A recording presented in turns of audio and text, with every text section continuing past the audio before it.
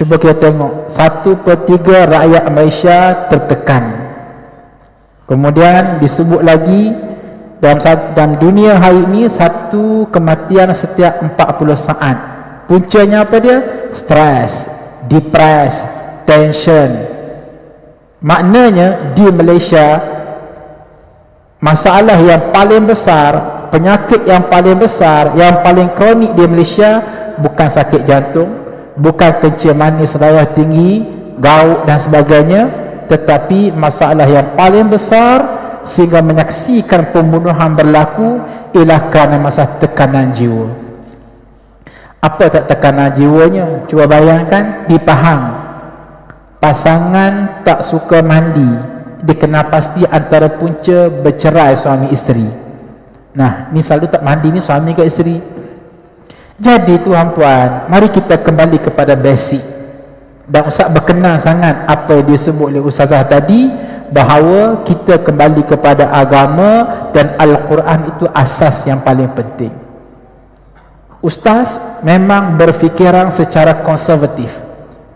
Kok nak katakan konservatif, kampung, kolok, katalah. Tapi insya-Allah kami berdua rasa berpuas hati dan bangga dengan pemikiran kami, insya-Allah. Apa dia? Kalaulah anak-anak nak pergi ke mana, pergilah. Nak belajar apa, belajarlah kat universiti. Tapi pastikan Al-Quranul Karim insya-Allah beres.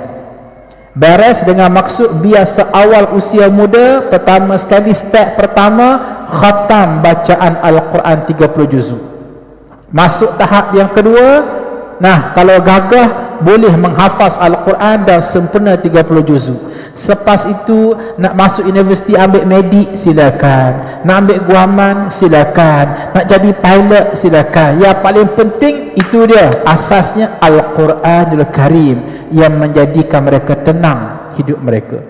Paling-paling tidak pada malam ni kita ambil outcome, learning outcome yang disebut Ustaz apa dia? Pastikan anak-anak kita ni tamat bacaan Al-Quranul Karim 30 juzuk di tangan kita, bukan di tangan guru kafar. Tolong jangan swasta akan pendidikan kepada anak-anak. Jangan kita dianggap sebagai ibu ayah yang hanya pandai cari duit tapi tak pandai didik anak.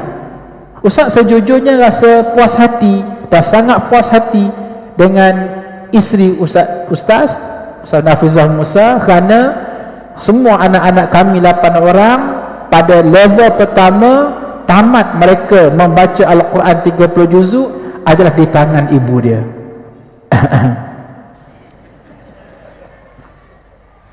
Betul. Nah, Ustaz kadang-kadang malam siang kan semua pergi belajar, anak pun pergi belajar, kita pun pergi kerja.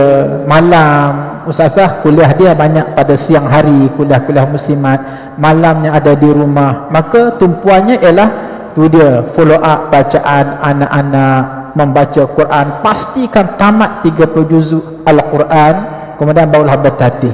Tugas Ustaz hanya buat saya makan, dan Ustaz senang hati bila isteri boleh berperanan sampai ke pekat beres soal isu pendidikan anak-anak, sebab inilah dia yang menjadikan mereka tenang. Dan Alhamdulillah anak-anak kami sedang masuk pada tahap yang kedua. Apa dia?